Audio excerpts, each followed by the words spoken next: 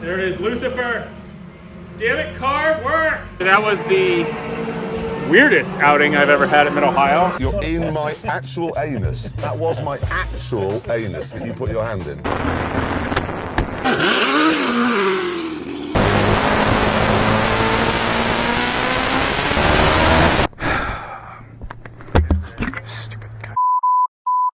We're gonna have to go to relationship counseling. Yes, car. We're gonna get beer. It's German water. If you have a lot of beer, do you turn pink?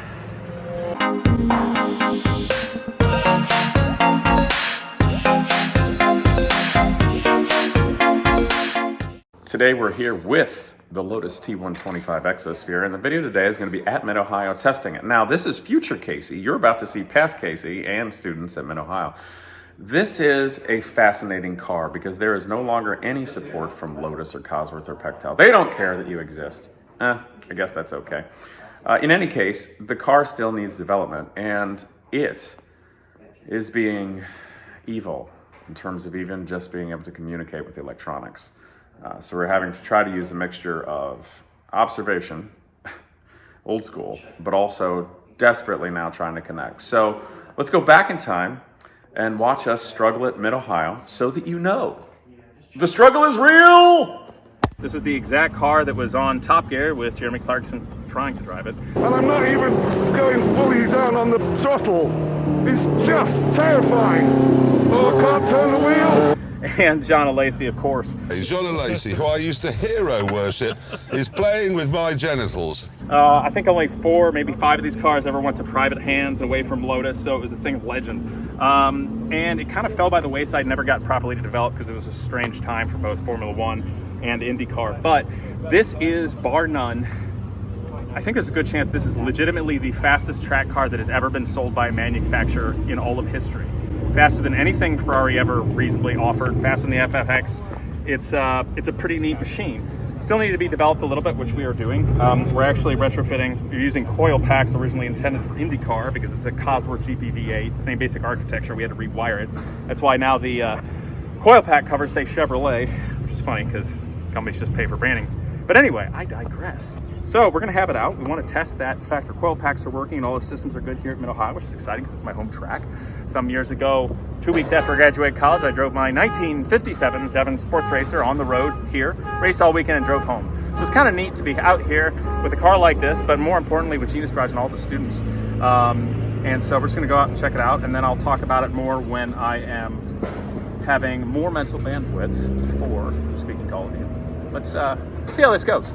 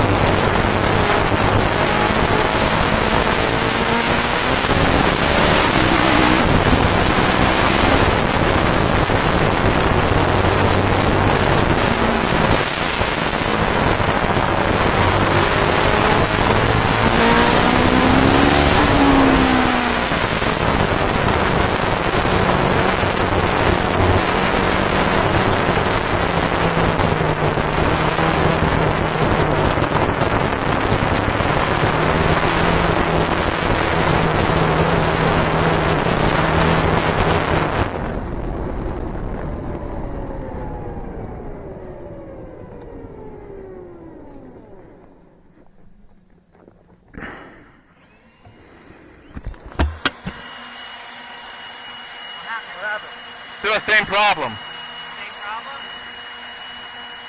I don't get it.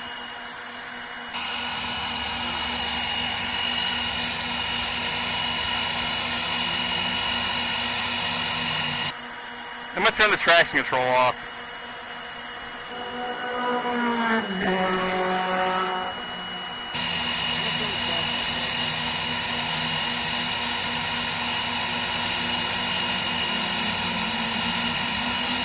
Alright, take him out, I'm gonna go out again.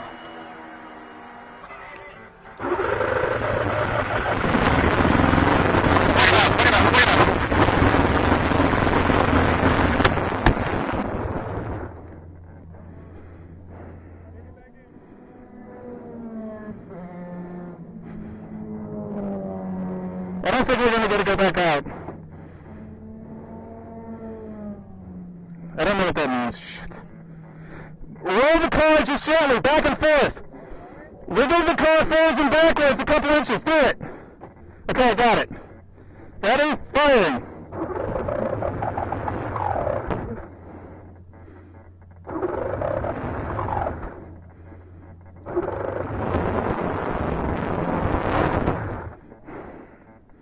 This is what happens when Cosworth and Pechtel won't return any of your emails or speak to you at all.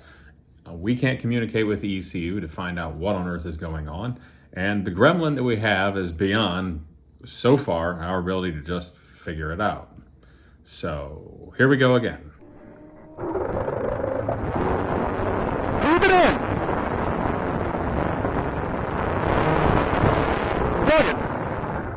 Never mind, f*** it, we're done. Stupid thing. Let's go in.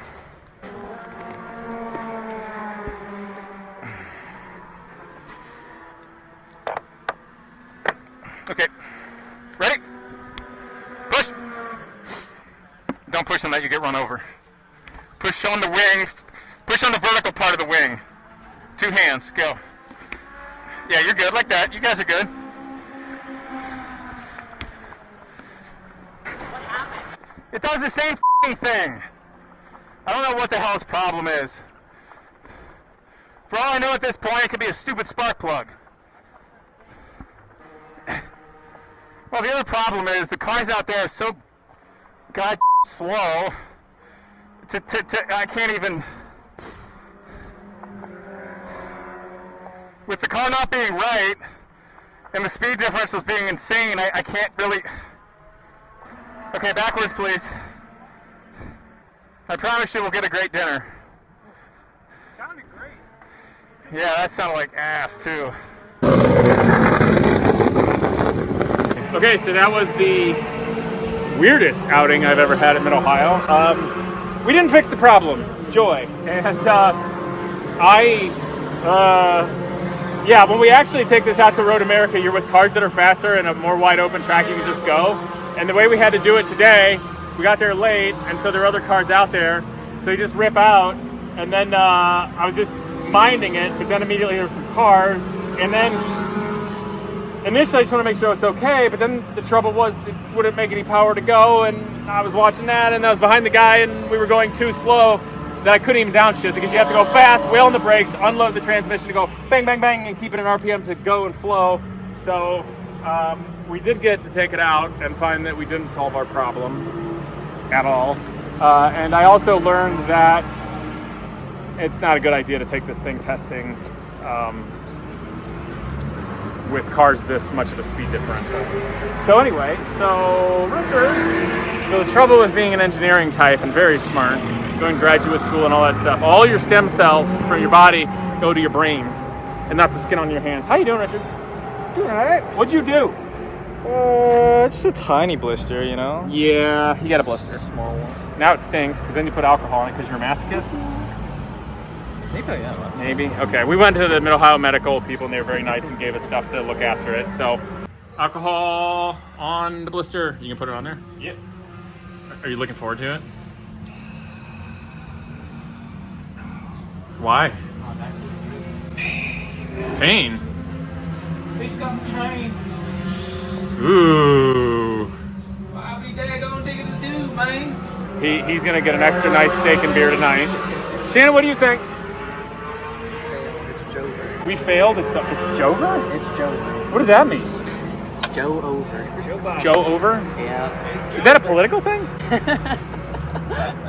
I don't know what's going on. I don't know what that means. Okay, so anyway, do you have anything cool or positive to say? Did you learn anything today? You know, sometimes we go out, it's not going to go exactly as expected. We need to test things out. It's how it is sometimes. Yeah. You can show up with a. Get all the This is like showing up at a regional airport with a F-35 that won't function properly. Yeah. Everyone's real excited to see it, and then It looked good leaving the pits. Oh yeah. It's beautiful. Sounded good too. So now we got to go home and write emails to 3 people on the planet that'll actually talk to us, and try to get the computer on this thing to also talk to us. That's the problem. Problem with this car. I named it Lucifer. The problem with where all relationships break down are communication. And whether that's the damn ECU that's Pectel from Cosworth and Pectel that will not respond to a single email from me or any of my students, thank you, Cosworth. I will remember that today. One time when I am in a position to remember that you couldn't even speak to us. That's okay, because your ECU won't speak to us either. And we're gonna figure it out. We're gonna have to go to relationship counseling with this car. It's relationships, it's all about communication and understanding each other's love language, even if it is an evil, cantankerous Lotus.